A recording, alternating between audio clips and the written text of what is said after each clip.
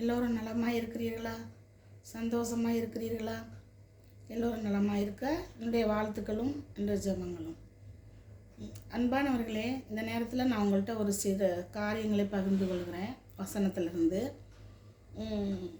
நீங்களும் அதை கேட்டு பயன்பெறுங்க. யாக்கோப்பு எழுதின நிருபத்தில்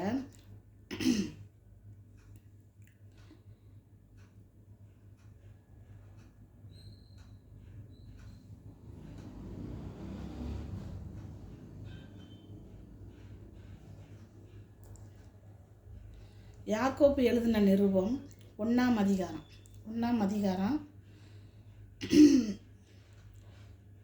8வது வசனத்தில் படிக்கிறேன். இருமனம் உள்ளவன் தன் வழிகளிலெல்லாம் நிலையற்றவனாய் இருக்கிறான்.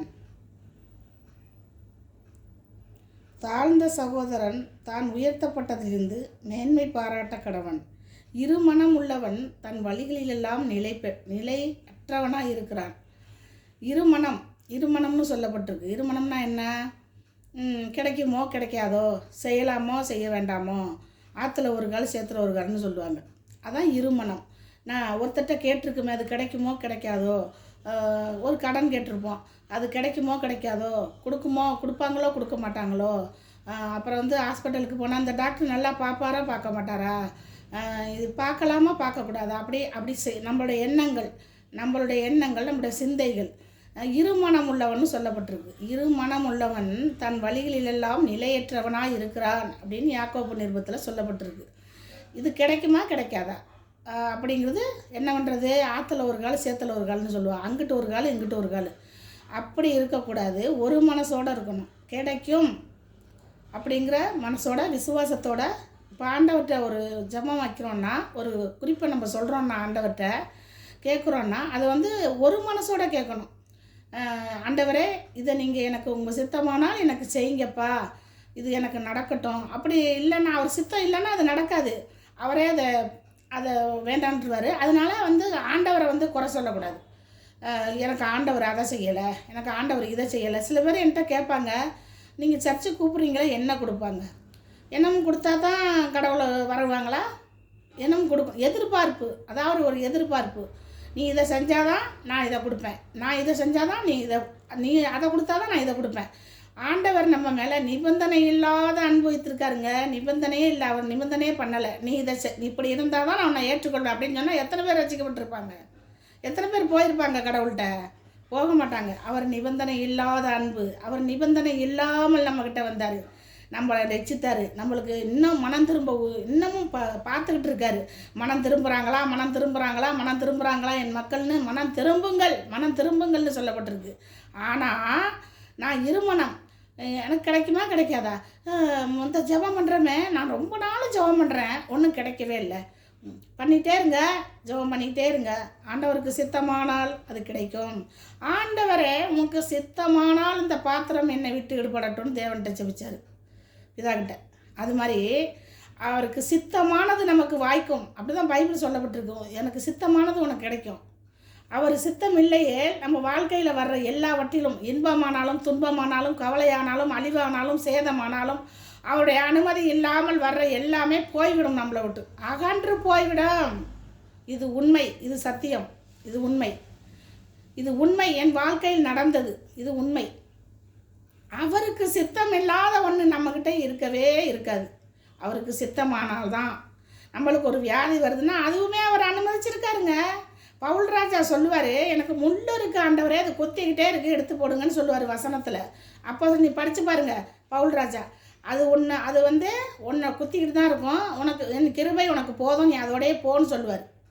அது மாதிரி நம்மளுக்கு ஒரு முள் கொடுக்கப்பட்டிருக்கோம். உங்கள் பிள்ளைங்க உங்களுக்கு முள்ளாக இருக்கலாம், கணவன் உங்களுக்கு முள்ளாக இருக்கலாம், மாமியார் முள்ளாக இருக்கலாம், நீங்களே இன்னொருத்தருக்கு முள்ளாக இருக்கலாம். நம்மக்கிட்ட எல்லாமும் இருக்கும், குறைகள் இருக்கும். ஆனால் அதில் என்ன பண்ணும்? அவருடைய கிருபை நம்மளை தாங்கும், அவருடைய கிருபை நம்மளோட இருக்கும், அவருடைய கிருபை நம்மளோட வாழ்த்தும், நம்மளை வாழ வைக்கும். அவருடைய கிருபைக்கு ஒப்பு கொடுக்கும்போது அவர் வாழ வைப்பார். அவர் அதிலேருந்து நம்மளுக்கு விலகிறதுக்கு வாய்ப்பு தருவார். ஆண்டவற்றை கேட்கணும், ஆண்டவற்றை சேரணும். இருமனம் உள்ளவன் தன் வழிகளில் எல்லாம் என்ன பண்ணுறான்? நிலையற்றவனாக இருக்கிறான். நீங்கள் இருமனசோடு இருக்காங்க. ஒன்று அனலாயிரு இல்லை குளிராயிரு, இல்லாட்டி என்ன பண்ணுவேன், வாந்தி பண்ணி போடுவேன். உன்னை அனலாயிரு இல்லை குளிராயிரு, வாந்தி பண்ணி போடுவேன். சில பேருக்கு உலகமும் வேணும் ஆண்டவரும் வேணும், உலகமும் வேணும் ஆண்டவரும் வேணும். உலகத்துக்குள்ளே நீங்கள் ஒன்று உலகத்துக்கு போங்க, இல்லை ஆண்டவரை கும்பிட்றீங்களா, பரிசுத்தமாக வாங்க, பரிசுத்தமாக்கப்படுங்கள், பரிசுத்தமாக வாழுங்கள், பரிசுத்தமாக இருங்கள். பரிசுத்தமாக உங்கள் நடக்கையிலே, உங்கள் செய்கையிலே, உங்கள் வாழ்க்கையிலே எல்லாவற்றிலும் பரிசுத்தம் தேவை. பரிசுத்தம் இல்லாதவன் தேவனை தரிசிக்க முடியாது. இது பைபிள் சொல்லுது, நான் சொல்லலை, வேதம் சொல்லுது. பரிசுத்தம் இல்லாதவன் என்ன பண்ண முடியாது, தேவனை தரிசிக்க முடியாது. கண்ணிருந்தும் குருடன், அவன் குருடன்.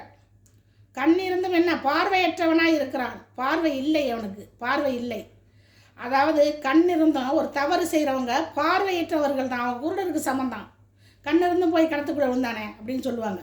கண் இருக்கும் போது அதை என்ன பண்ண, அதை உபயோகப்படுத்து. அந்த கண் நல்லவைகளை பார்க்கட்டும், காது நல்லவைகளை கேட்கட்டும், வாய் நல்லவைகளை பேசட்டும். நலமானதை நீங்கள் பேசுங்கள், நலமானதை மட்டும் சிந்தியுங்கள், நலமானதை சொல்லுங்கள்.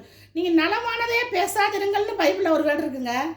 நலமானதையும் பேசாதிருங்கள் இருக்கு, எடுத்து படித்து பாருங்கள். நலமானதையும் பேசாதிருங்கள்னா என்ன சொல்கிறார் ஆண்டவர், அதுலேயும் ஒரு குறை இருக்கும், ஒரு குற்றம் வந்துடும், ஒரு தவறுதல் வந்துடும். அப்படின்னா நலமானதையும் பேசாமருங்கள் சொல்கிறாரு.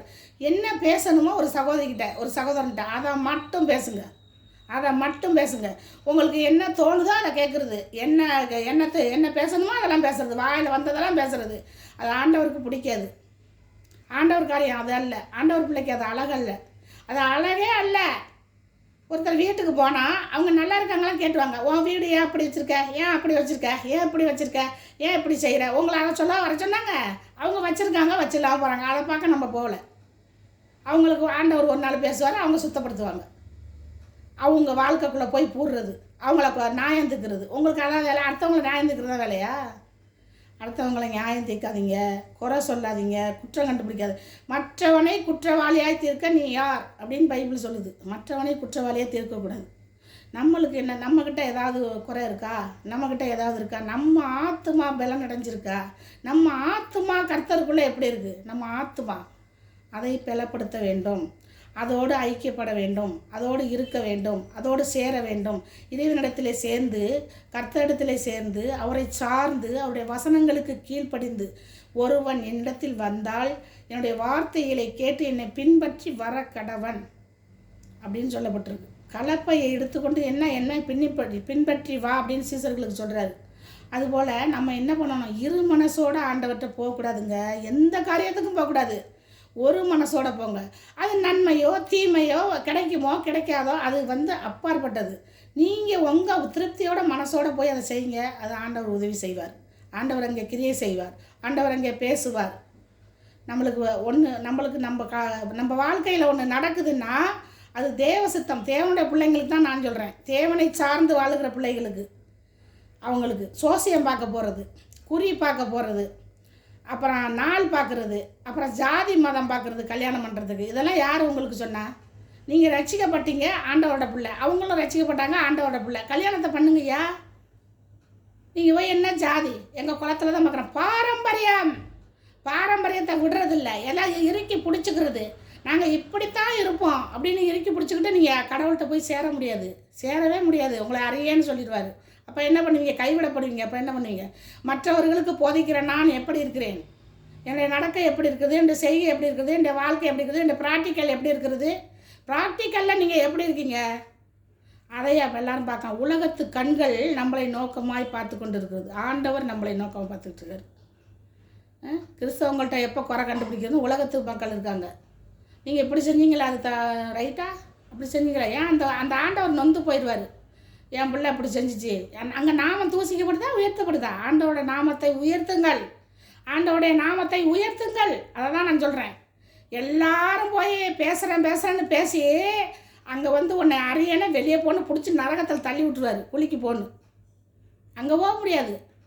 நான் போகிறேன்னு எந்த நிச்சயம் இல்லை. இப்போ நானே போகிறேன்னு நிச்சயம் இல்லை. நான் அவருக்கு பிரியமாய் வாழ ஒப்பு கொடுத்துருக்கேன், பிரியமாய் வாழ்கிறேன், என்னால் முடிஞ்சதை செய்கிறேன். அந்த மாதிரி செய்யுங்க, தர்மம் செய்யுங்க, உதவி செய்யுங்க, ஹெல்ப் பண்ணுங்க, இருந்தால் கொடுங்க, இல்லைன்னா ஒரு ஜெபம் பண்ணுங்க.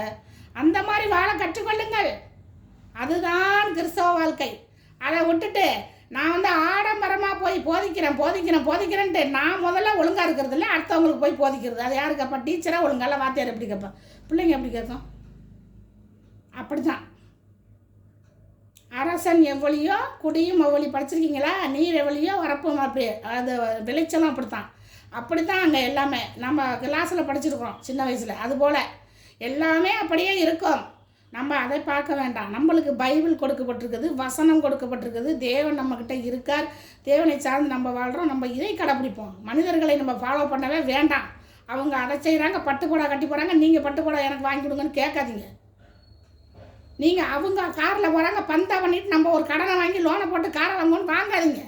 நீங்கள் தானே கஷ்டப்படுவீங்க, நீங்கள் தானே கட்டணும், நீங்கள் தானே எல்லாம் செய்யணும். அப்போ எதுக்கு அதை செய்கிறீங்க? அடுத்தவங்க பந்தா வாழ்க்கை வேண்டாம். ஆண்டவர் அதை விரும்பலை.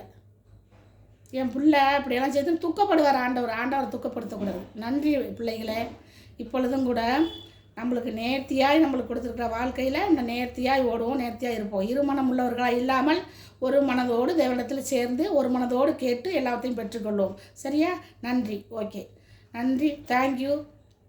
இப்பொழுது சின்ன ஜெபம். ஆண்டவரே, எங்களை நேசிக்கிற நல்ல தகப்பனே, உமக்கு நன்றி செலுத்துகிறேன் அப்பா. இந்த புதிய நாளை தந்த கிருபைக்காய் நன்றி. எங்களுடைய பிள்ளைகளை எல்லாம் ஒவ்வொருவரோடும் நீங்கள் இருந்து வழி நடத்துங்க ஆண்டவரே. இருமனம் இல்லாமல் ஒரு மனதோடும் இடத்துல கேட்டு பெற்றுக்கொள்ள உதவி செய்யுங்க ஆண்டவரே. நீங்கள் நல்ல தேவன், எங்களோடு இருக்கீங்க, அதற்காக நன்றி அப்பா.